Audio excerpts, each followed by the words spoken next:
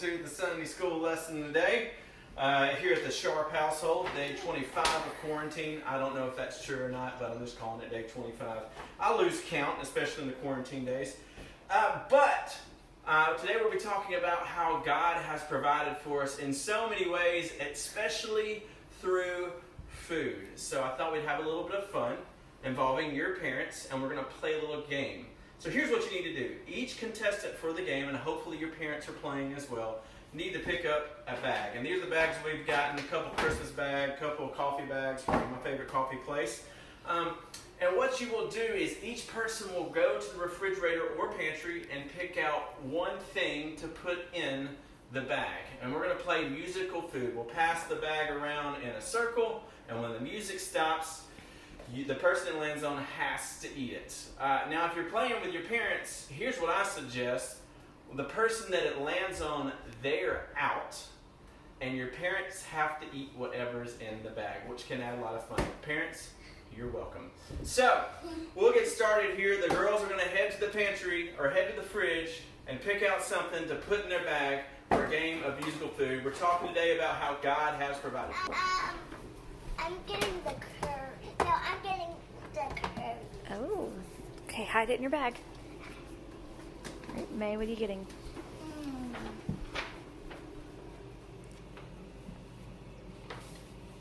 Quick. What's this? Vinegar. Is this Lemon juice. Garlic. Oh, nice. Okay, Jane, pick I think something. it's going to be disgusting. Something I've never tried. Okay. All right, boys and girls, here we are. Everybody has selected their food and have put it in the bag. And so what we're going to do is we're going to circle up, and the music's going to start. And we will pass around one of the bags. As it goes around the circle, the music will stop. Whoever gets the bag has a choice. They can eat what's in the bag and stay in the game, or they can have their parents eat it and they are out. So, you understand? You good? Yeah. Y'all ready to circle up? Jane, let's start with your bag. Put your bags over here. Put the bags over here. All right, let's circle up. Y'all ready? All right, 3, 2, 1. Hit it, DJ. All right, pass it. Pass it. Pass it. Pass it. Pass it. Oh, Jane, it's yours. What is it? What is it? What do we have? Lemon juice! Lemon juice. Are you going to eat it? No, you are. I have to do this. This feels like a nasty prank. Okay. You know you're out if I drink this. You're out because the parent is eating it. Yeah, I know. Okay. I know. Okay. The Lord has provided lemon juice for me, but Jane is out. Okay. Get the next bag. Get the next bag. Are y'all ready? This is Anne. Yeah, I'm fine. All right, Ann. DJ, hit it. Pass it. Pass it.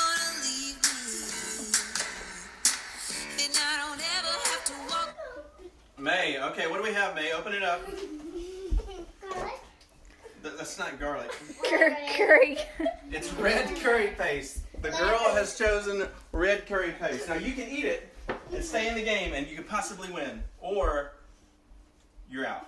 Or I can I'm eat you out. out. You can eat it. I have to eat. My, how this game has gone awry. You don't know what red curry paste looks like, ladies and gentlemen. I'm about to show you. That's right there. It's red curry paste. That's maybe. It's Let me look. spicy. Spicy. Eat it. Eat it. Oh, yeah. Whoa. The Lord has provided for me curry paste. Thing like I got my water over here. Okay. All right, Move Annie. on. Anne, you're in the game. Last round. Circle up. Oh, wait, it's just me and you. It's just me and you. All right, DJ, go ahead and hit it.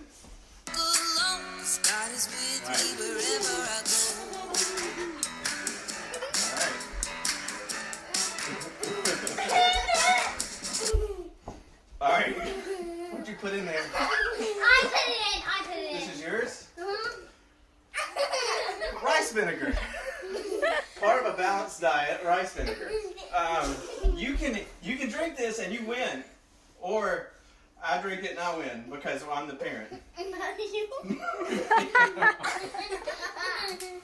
Well, this game has gone awry. and rice vinegar. Cheers. Yeah, it's the spirit. Well, we didn't get to my bag, which I had chosen a chocolate banana bread that May has made. But since I won, I think I'm just going to eat this on my own as a little dessert. Okay, so today, that was our activity. Parents, you're welcome. Today we'll be talking about how God's provided for us, about how we had a boy offered all that he had, which is a couple fishes and loaves, and yeah. Okay, now we're going to read the story about Jesus feeding the 5,000.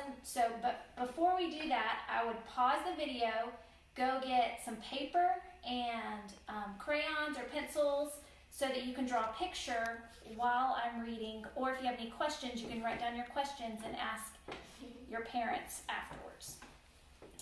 Okay.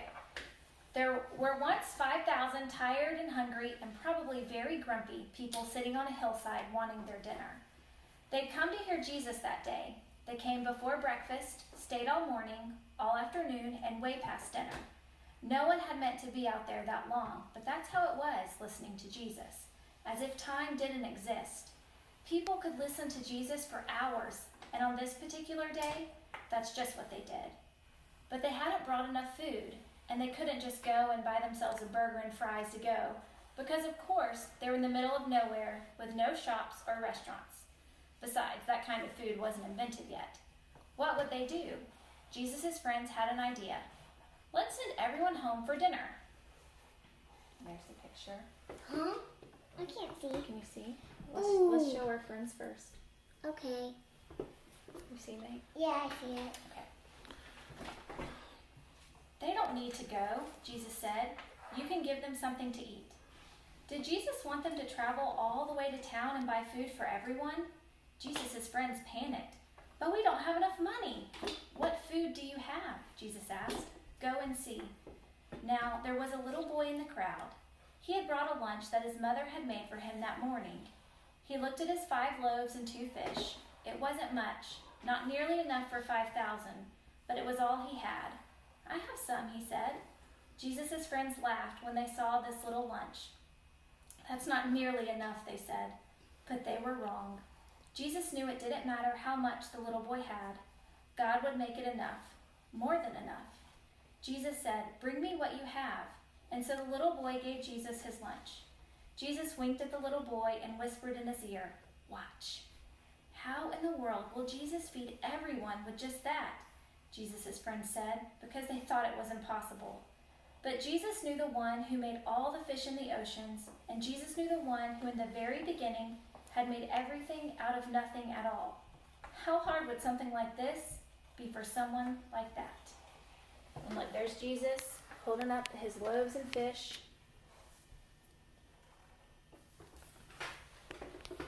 Like that fish, Annie. Jesus took the little boy's lunch, looked up to heaven, and thanked his Father. Then Jesus gave the little lunch back to his friends. As Jesus' friends started to hand out the food, do you know what? It was the strangest thing. No matter how much they broke off, there was always more, and more, and more, enough for 5,000. Everyone ate as much as they wanted, second helpings, third helpings, even fourths, until they were full. And still there were leftovers. Well, Jesus did many miracles like this. Things people thought couldn't happen, that weren't natural. But it was the most natural thing in all the world. It's what God has been doing from the beginning, of course. Taking the nothing and making it everything. Taking the emptiness and filling it up. Taking the darkness and making it light. So that's our story. So what does this story tell us about, or what does the story say? What happened, Ann?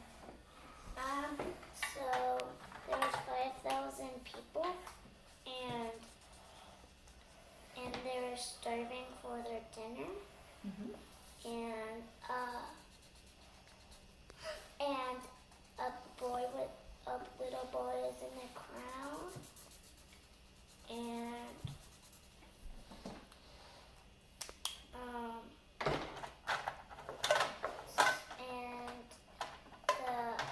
Jesus said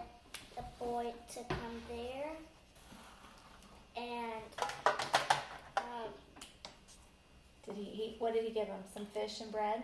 And he broke it, but the other people thought that it's not nearly enough to feed 5,000 people.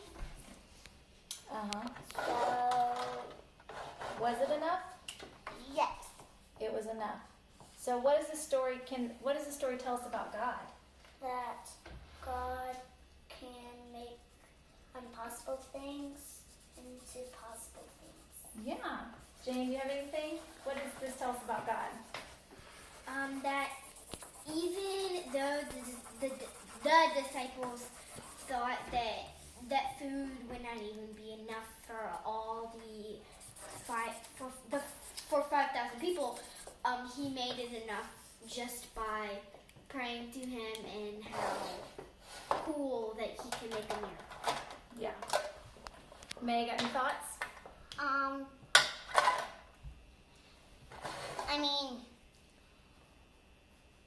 I don't know what to say. What did you draw? I drew the little boy getting his lunch and Jesus winking at him when you said he winked, so I made him looking like he's winking. Oh, I like that. Okay, so what does this story say about us? It says that we should spread God's word even in the impossible. Pray to make the impossible possible. I like that. Jane, what were you going to say? So it also tells us that you can't doubt like the disciples. You have to trust that Jesus can provide.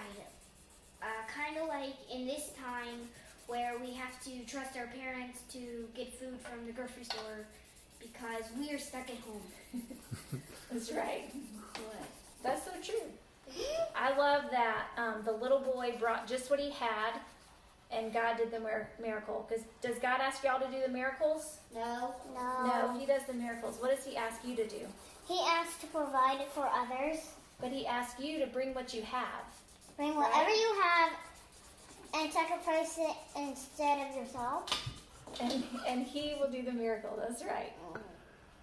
Hey, boys and girls, I hope you had fun today with our Bible lesson. Thanks for joining us. I hope you ate something funny and you laughed.